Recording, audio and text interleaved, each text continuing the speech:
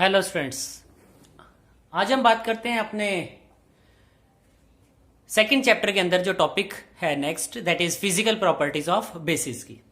तो physical properties of bases में bases की अगर बात करें, bases are bitter in taste, कड़वे होते हैं। They release OH negative ions in their aqueous solution and water soluble bases are known as alkalis. ये ध्यान रखना, सारे के सारे बेसिस जो हैं वो वाटर के अंदर सोल्यूबल नहीं है, डिसॉल्व नहीं होते हैं, लेकिन जो डिसॉल्व हो जाएं बेसिस वाटर के अंदर, they are known as alkalis. और अगर इंडिकेटर्स की बात करें तो लिटमस के साथ बेसिस ब्लू कलर शो करते हैं, फिनोफ्थलीन के साथ पिंक कलर शो करते हैं, जबकि मिथाइल ऑरेंज के साथ वो येलो कलरेशन शो करते हैं। तो ये बेसिस की फिजिकल प्रॉपर्टीज हैं जो कि बेस शो करता है विद द इंडिकेटर्स। बात अगर करें केमिकल प्रॉपर्टीज की,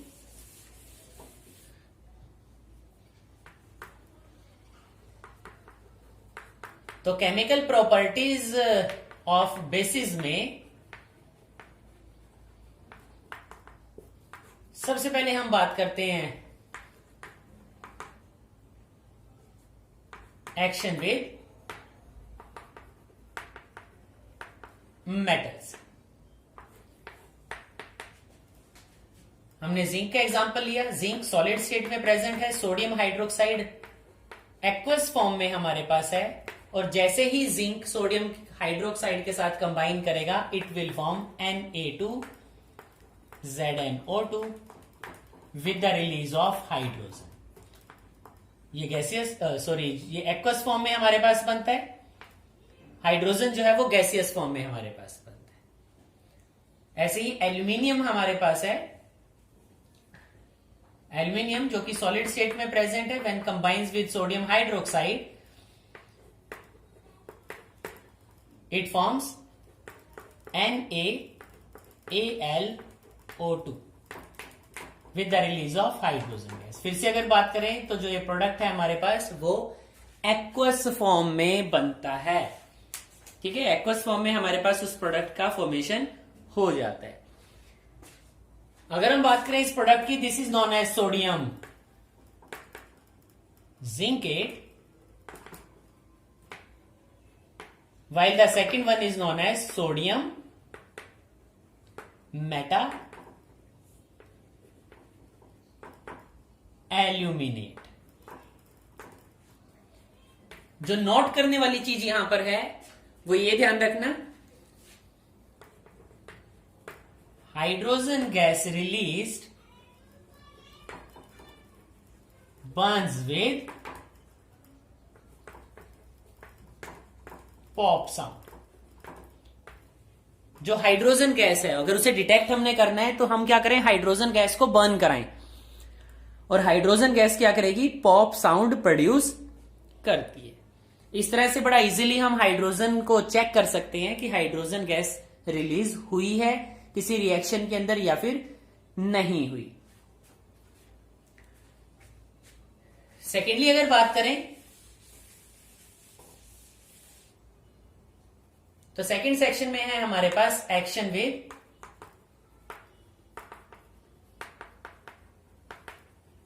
नॉन मेटल ऑक्साइड्स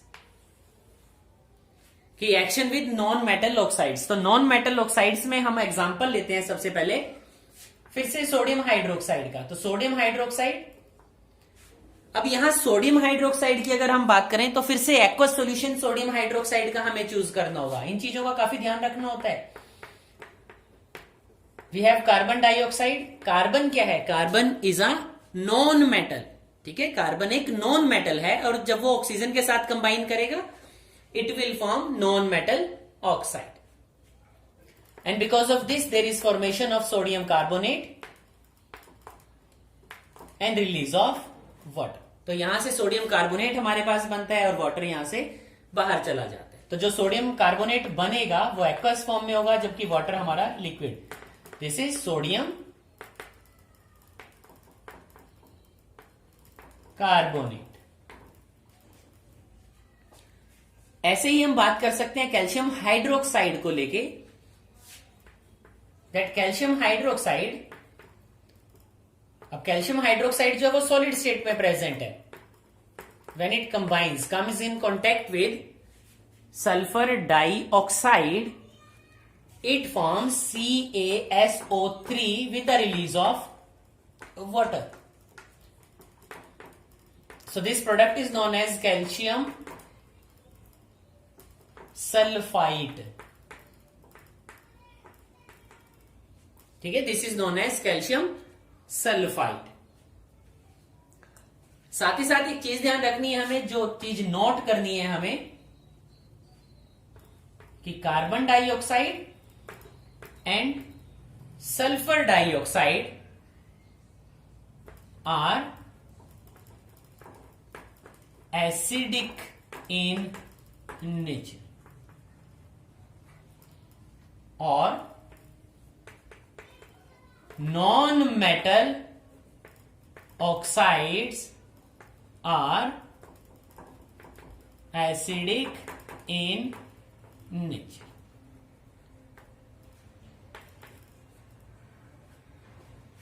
ठीक है, जो नॉन मेटल ऑक्साइड्स हैं वो non metal oxides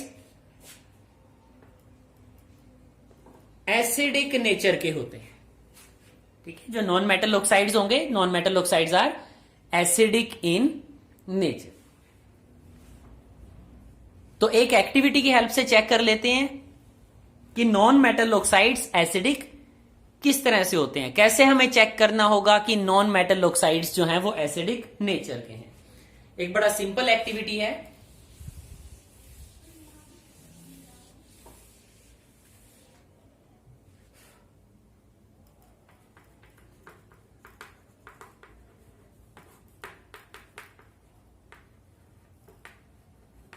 how we can check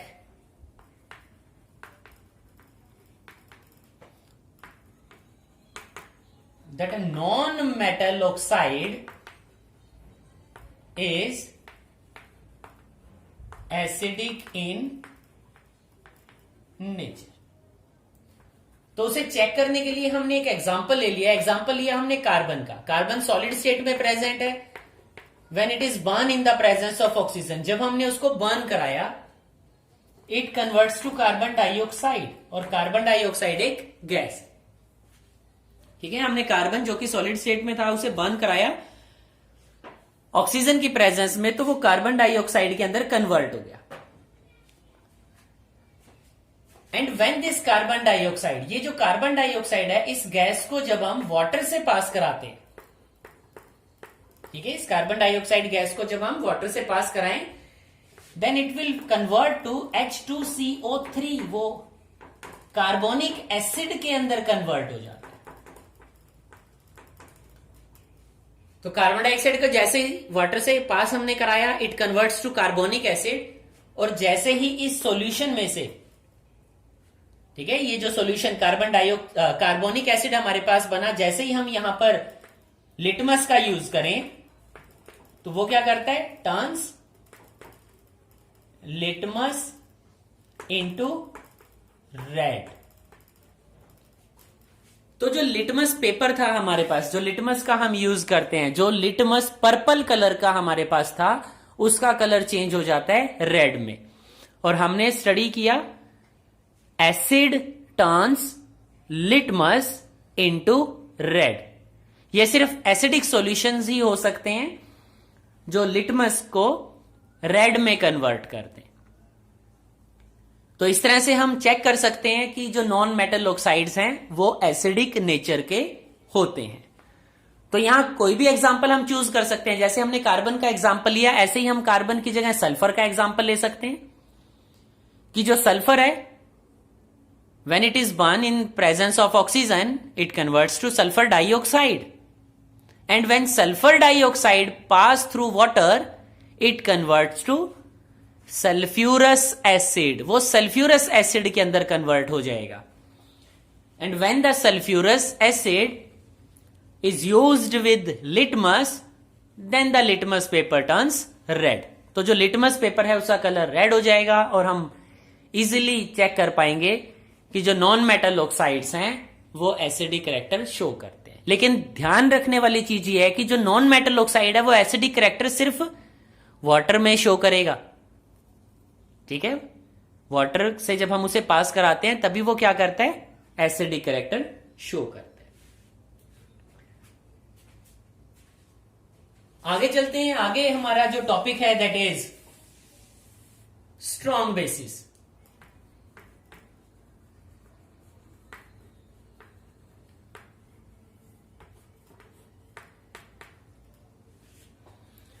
तो स्ट्रॉन्ग बेसिस क्या है? बेसिस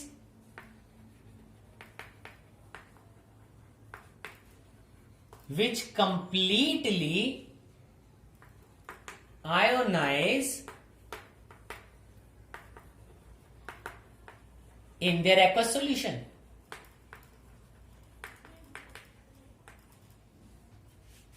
ठीक है, तो बेसिस जो कंप्लीटली आयनाइज हो जाए, पूरी तरह से आयनाइज हो जाए, उन्हें स्ट्रॉन्ग बेसिस बोला जाता है। हम एग्जांपल ले लेते हैं सोडियम हाइड्रोक्साइड का। ध्यान रखना, सोडियम हाइड्रोक्साइड लैब में हमारे पास प्रेजेंट है और पैलेट्स की फॉर्म में प्रेजेंट है। जैसे कि टैबलेट्स होती हैं, उन टैबलेट्स की फॉर्म में सोडियम हाइड्रोक्साइड हमारे पास प्रेजेंट है लैब में। And when it is dissolved in water, जैसे ही उसको वाटर के अंदर डिसॉल्व कराया गया, वो डिसोशिएट हो गया, कंप्लीटली आयनाइज हो गया Na पॉजिटिव में और OH नेगेटिव में। सेम मैं पोटेशियम हाइड्रोक्साइड का एग्जांपल ले सकता हूं, जो कि सॉलिड स्टेट में हमारे पास प्रेजेंट है। Again when it is dissolved in water, it dissociate as K positive and OH negative.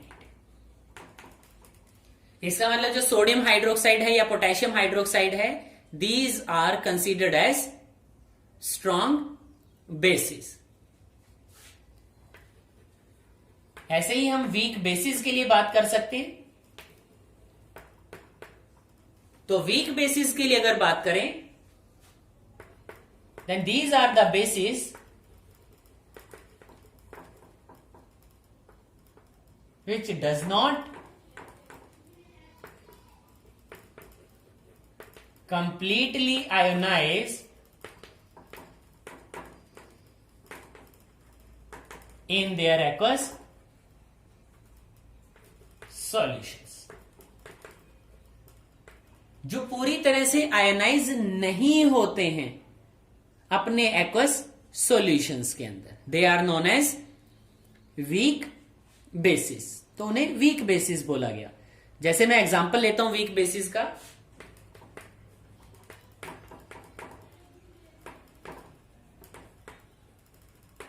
यह है अमोनियम हाइड्रोक्साइड,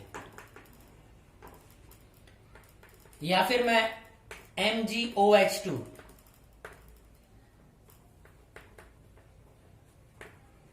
मैग्नीशियम हाइड्रोक्साइड का यूज कर सकता हूं। ठीक है, मैग्नीशियम हाइड्रोक्साइड का एक दूसरा नाम भी है मिल्क ऑफ मैग्नीशिया। ठीक है, मैग्नीशियम हाइड्रोक्साइड को बोला जाता है मिल्क ऑफ मैग्नीशिया। तो ऐसे बहुत सारे एग्जाम्पल हैं। ऐसा नहीं है कि सिर्फ यही दो एग्जाम्पल हमारे पास हैं कि स्ट्रॉन्ग बेसिस के लिए हम सोडियम हाइड्रोक्साइड या पोटेशियम हाइड्रोक्साइड का एग्जाम्पल ले लें, या वीक बेसिस के लिए हम सिर्फ अमोनियम हाइड्रोक्साइड और मैग्नीशियम हाइड्रोक्साइड का ही एग्जाम्पल चूज करें। ऐसे बहुत सारे एग्जाम्पल हमारे पास हैं, और हम जितना अपनी बुक से स्टडी करेंगे, जितना हम एग्जाम्पल्स को याद रखेंगे, उतना ज्यादा हमें लर्निंग यहां से होता चला जाएगा। इसके बाद बात करते हैं अपने अगले टॉपिक की, जो कि है acidity of basis.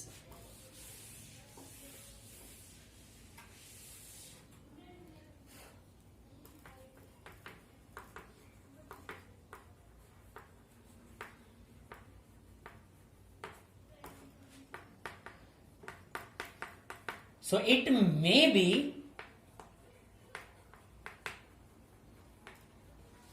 defined as the number of replaceable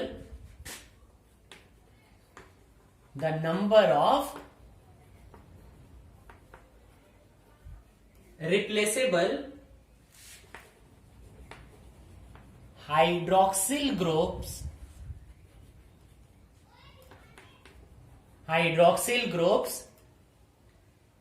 present in a base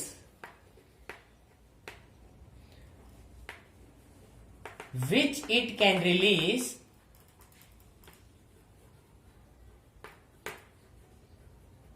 when dissolved in water.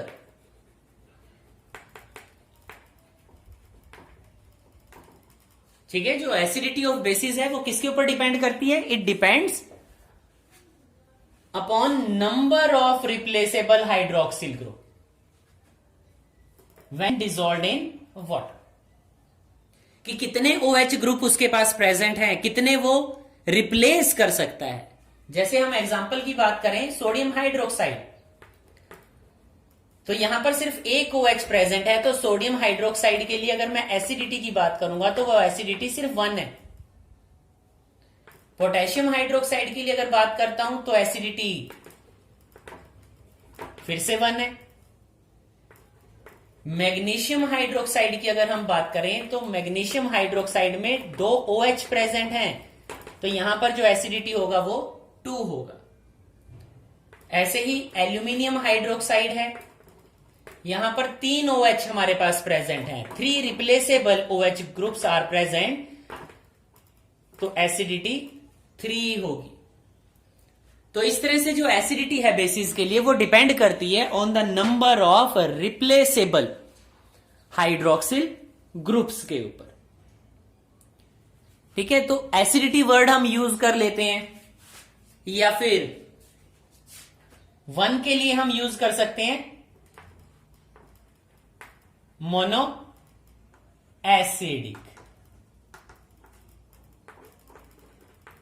Mono acidic. ठीक है, दोनों ही वर्ड हम यहां यूज कर लेते हैं, डाई एसिडिक, ट्राई एसिड। ठीक है, तो है तो ये बेसिस, लेकिन और ज्यादा इलेबोरेट करना चाहते हो तो mono acidic base, mono acidic base, di acidic base, या ट्राई एसिडिक बेस। तो इस तरह से हम यहां पर एसिडिटी ऑफ बेसिस को स्टडी करते हैं। ठीक है स्टूडेंट, इसी के साथ हमारा बेसिस टॉपिक कंप्लीट हो जाता है। आज के टॉपिक में हमने बात की physical and chemical properties of basis, strong and the weak base, and acidity of basis. तो इस टॉपिक के साथ हमारा जो बेस सेक्शन था वो कंप्लीट हो जाता है। नेक्स्ट सेक्शंस के साथ फिर से एक नया लेक्चर लेके हम बात करेंगे। Thank you students.